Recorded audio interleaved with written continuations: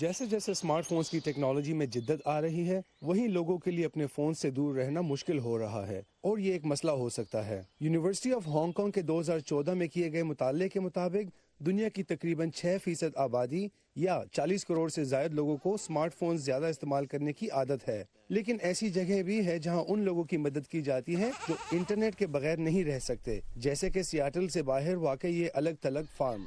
یہ فارم آئی phone, gaming اور internet کے عادی افراد کو اس کی عادت سے چھٹکارا پانے کے لیے بنا ہے۔ مریض 1 ماہ تک بیرونی دنیا سے مکمل منقطع ہو جاتے ہیں بغیر انٹرنیٹ اور سیل فون کے۔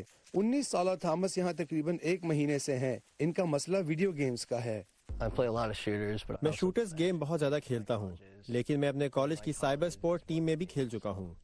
جب انہوں نے ذہنی دباؤ محسوس کرنا شروع کیا تو ان کے والدین انہیں ری سٹارٹ نامی اس پروگرام میں لے آئے۔ یہ سستا نہیں، یہاں ایک دن رہنے کے 500 سے زیادہ ڈالرز لگتے ہیں، لیکن کچھ لوگوں کے لیے یہ پیسے کا مفید استعمال ہے۔ یہاں زندگی سخت ہے، سونے کے وقت کی پابندی ہے، لوگوں کو کام بھی کرنا پڑتا ہے، ان کو ورزش، صفائی اور کھانا بھی بنانا پڑتا ہے۔ پھر مریض سیاٹل شہر آ جاتے ہیں جہاں وہ متوازن زندگی بسر کرنے اور مواصلات کی کھوئی ہوئی صلاحیتوں کو دوبارہ حاصل کرنے کا طریقہ سیکھتے ہیں۔ A lot of people go online because they have friends there. بہت سارے لوگ آن لائن جاتے ہیں کیونکہ ان کے وہاں دوست ہیں اور انہیں ایسا لگتا ہے کہ وہ ان سماجی ضروریات کو آن لائن کمیونٹیز میں ہی پورا کر لیتے ہیں۔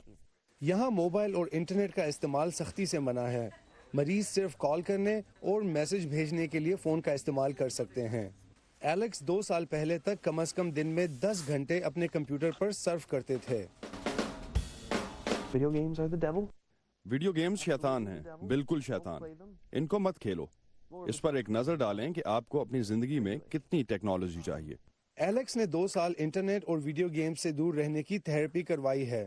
تب سے انہوں نے کوئی ویڈیو گیم نہیں کھیلی اور صرف ضرورت کے وقت اپنے موبائل فون کا استعمال کرتے ہیں۔ ریسٹارٹ کی بنیاد 2009 میں رکھی گئی تھی اور یہاں 400 سے زیادہ لوگوں کو انٹرنیٹ کی عادت پر قابو پانے میں مدد بھی ملی ہے، لیکن chief clinical director Hillary cash کا کہنا ہے کہ یہ مسئلہ بڑھتا ہی جا رہا ہے۔ ٹیکنالوجی ڈیزائن کے لحاظ سے اس طرح سے بنائی گئی ہے کہ لوگوں کو اس کی زیادہ عادت ہو جاتی ہے۔ وہ لوگ جو ایپس تیار کرتے ہیں اور ویڈیو گیمز تیار کرتے ہیں وہ کافی بامقصد ہیں، لیکن اس سے کوئی فرق نہیں پڑتا کہ انٹرنیٹ کتنا طاقتور ہو۔ ریسٹارٹ جیسے ریہیب سینٹرز لوگوں کو حقیقی دنیا کا حصہ ہونے کی قدر سکھا رہے ہیں۔ ایوری مامون کے ساتھ Imran Jadoon, voice of America.